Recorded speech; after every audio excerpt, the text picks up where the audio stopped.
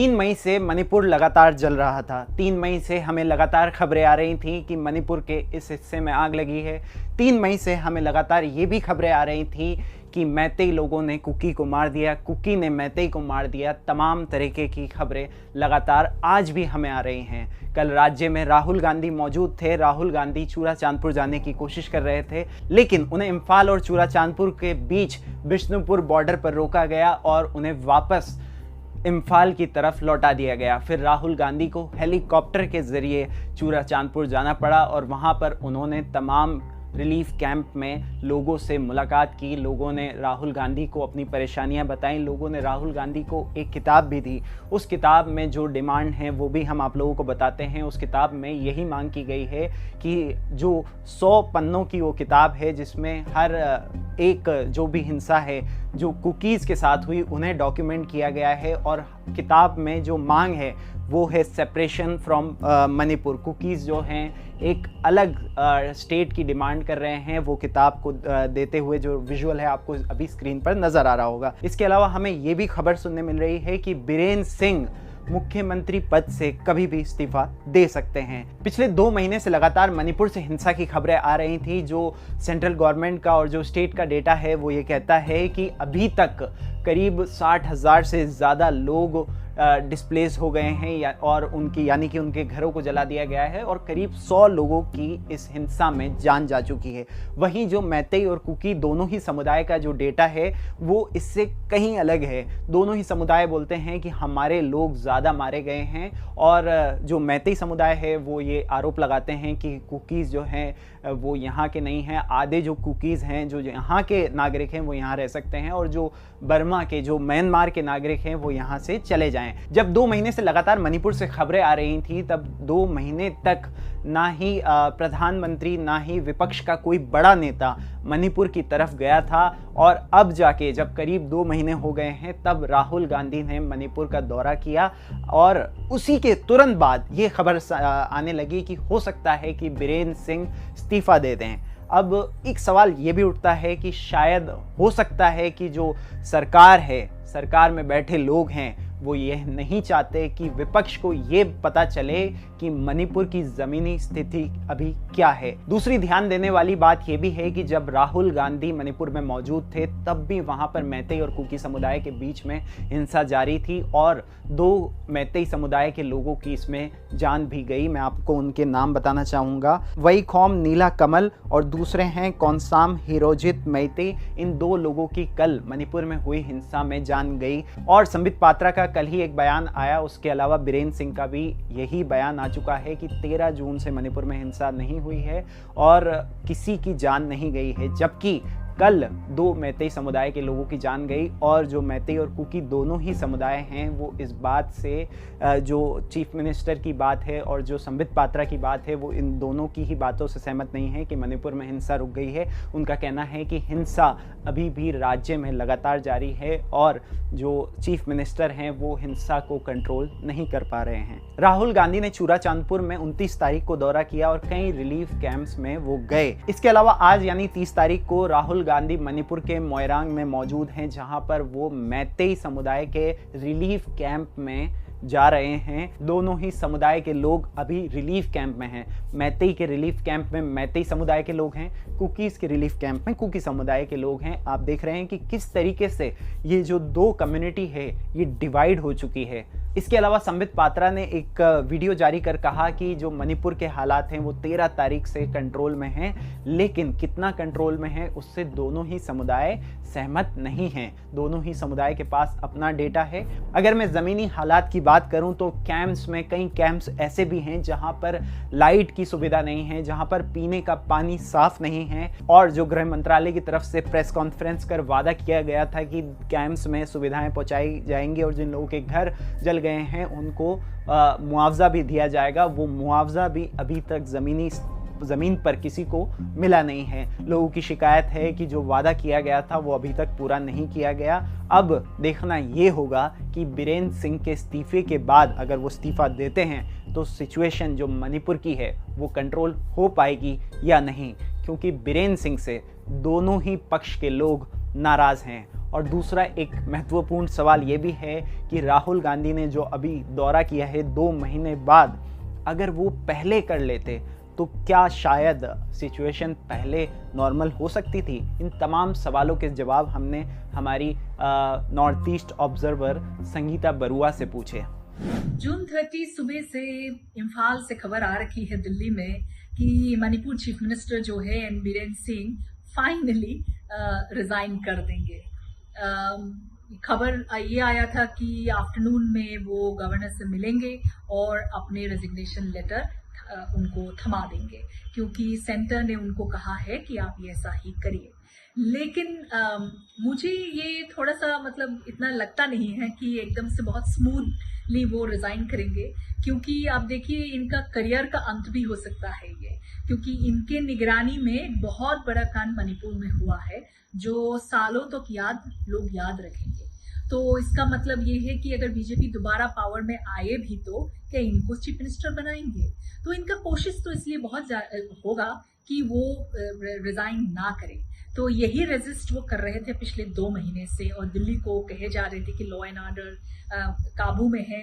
लेकिन हर एक दिन हर दूसरे दिन हम एक खबर आते हैं कि मतलब लोग मारे गए हैं, रास्ते में से लोग प्रोटेस्ट कर रहे हो और हटने का नाम नहीं ले रहे हैं। हजारों के तादाद में लोगों के घर जले हैं, डिस्प्लेस्ड होकर रिलीफ कैंप्स में रह रहे हैं, और लेकिन चीफ मिनिस्टर ये चीजें जो नियंत्रण में नहीं ला पा रहे हैं, फिर भी वो चीफ मिनिस्टर बने रहना चाह रहे हैं।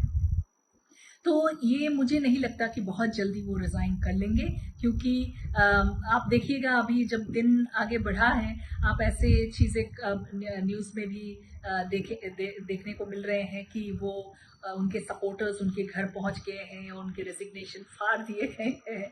तो ये सब चीजें हम देख रहे हैं। ये भी कारण है कि ये बहुत कई दिनों से और कई महीनों से, सालों से मैं कहूँ, 2017 में वो पहले चीफ मिनिस्टर बने, तो तब से ही वो उनका लीडरशिप क्वेश्चन में है। बीजेपी एमएलए को वो एक साथ प्यार मोहब्बत से एक साथ नहीं चला पा रहे हैं। आप 2020 का अगर देख लें तो इनको तो कू ऑफ सॉर्ट्स ही हो गया था, इनको तो हटा ही दिए गए थे सब मिलके, एलाइज भी उनके साथ थे, और न्यू दिल्ली ने टाइमली इंटरवेंशन किया और वो बच गए। तो उसके बाद जब 2022 का इलेक्शन आया तो उन्होंने एक पार्टी को पूरा स्टेट जिता के दिया। पहली बार 2017 में बीजेपी का फुल बहुमत नहीं था, 2022 में मणिपुर में फुल बहुमत है। तो ये जो सरकार है वो फुल बीजेपी सरकार है और बीजेपी के चीफ मिनिस्टर हैं। तो जब उन्होंने उनके लीडरशिप पे हुआ की वजह से वो दोबारा चीफ मिनिस्टर बने। लेकिन इसका मतलब ये नहीं है जो इना पार्टी स्क्वॉबल्स है और डिसेंट है विद इन द बीजेपी वो थमा नहीं। तो आप अगर मई 3 से ये हंगामा चल रहा है, तो आप अगर देखेंगे कि अप्रैल का भी ले ले आप, तो उसमें एक गुट तो दिल्ली में थे बीजेपी एमएलएस के, लीडर्स के, वो चाह रहे थे कि लीडरशिप जो है स्टेट में बदले। तो ये इस बैकग्राउंड के साथ ये चीफ मिनिस्टर आता है। तो मुझे लगता है कि वो रिजाइन इतनी जल्दी तो नहीं करेंगे, क्योंकि उनका पॉलिटिकल करियर जो है ये इसमें एक प्रश्न चिन्ह लग चुका है। एक सवाल ये भी है कि जुलाई में तो स्कूल्स खुलते हैं और बच्चे स्कूल्स में जाते हैं, लेकिन स्कूल्स अभी रिलीफ कैंप बने हुए हैं, तो अब क्या वो रिलीफ कैंप खाली करवाए जाएंगे, ये भी एक बड़ा सवाल है। इसके अलावा जानकारी के लिए आप लोगों को ये भी बता दें कि गृह मंत्री की तरफ से सभी विपक्षी दलों की एक मीटिंग बुलाई गई थी, जिस मीटिंग में सभी विपक्षी दलों ने ये मांग की थी कि जितना जल्दी हो सके उतना जल्दी सभी विपक्षी दलों को मणिपुर लेके जाया जाए, ताकि मणिपुर में जो सिचुएशन है वो कंट्रोल हो पाए और लोगों को हौसला मिले। सेंटर का जो ये डिसीजन है, ये तो हम देख रहे हैं कि कांग्रेस के जो वरिष्ठ नेता राहुल गांधी के मणिपुर पहुंचने के थोड़े ही कुछ ही घंटों के बाद ये डायरेक्टिव आया है। आज के डेट में, आज जून 30 में राहुल गांधी इम्फाल में हैं, और तभी ये बात आई है कि बीरेन सिंह को रिजाइन करने के लिए सेंटर ने कहा है। तो अगर क्योंकि हम अब देखेंगे 2 कारण। एक तो ये है कि क्यों उनको कहा गया कि आप रिजाइन करें। तो उसमें अगर हम स्पेकुलेट करना चाहेंगे तो उसमें ये है कि अगर पार्टी ऐसा है, बीजेपी ऐसा एक ऐसा पार्टी है जो बहुत पॉलिटिकली सेवी है। उनके जो थिंकर्स हैं वो उन्होंने रियलाइज किया कि ये जो बात अगर आगे बढ़ती है तो कांग्रेस के लिए एक मुद्दा बन सकता है और कांग्रेस को ये बात पे सपोर्ट मिल सकती है।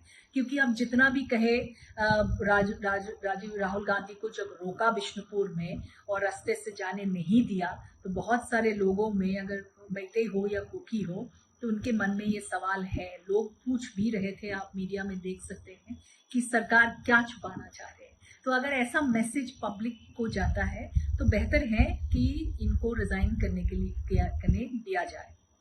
तो मुझे लगता है कि वो प्रेसिडेंट्स रूल अगर ला देते हैं या सेंट्रल रूल ला देते हैं, कुछ और लीडरशिप चेंज कर देते हैं, तो नेशनल मीडिया का रुख भी वहां से टर्न कर सकते हैं। तो ये मुझे लगता है कि एक डिसीजन नेशनल लीडरशिप ने लिया है बीजेपी का और सेंट्रल गवर्नमेंट ने।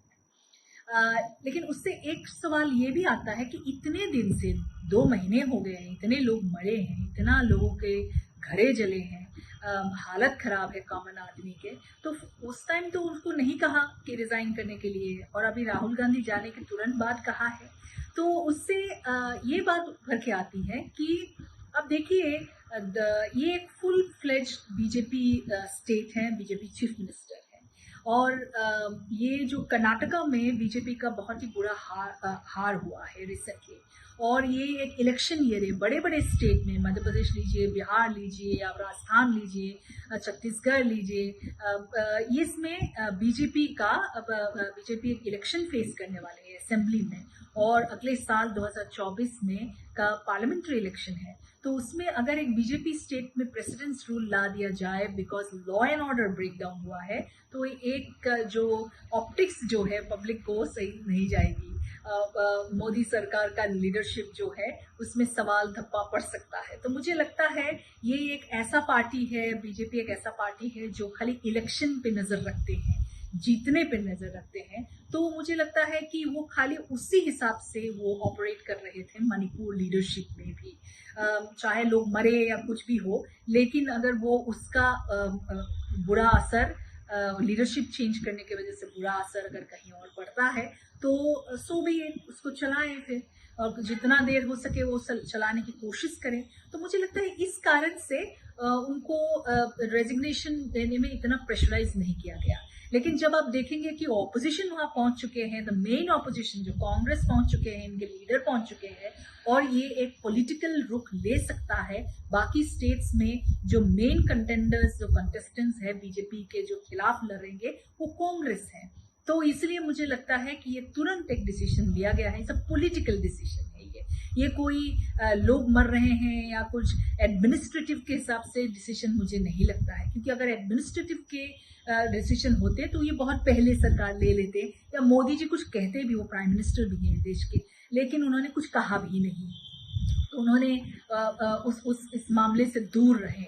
तो मुझे लगता है कि अब ये दूर नहीं रह पा रहे हैं और इनके पास और कोई ऑप्शन है नहीं, तो उन्होंने इसलिए न्यू दिल्ली ने उनको रिजाइन करने के लिए कहा है।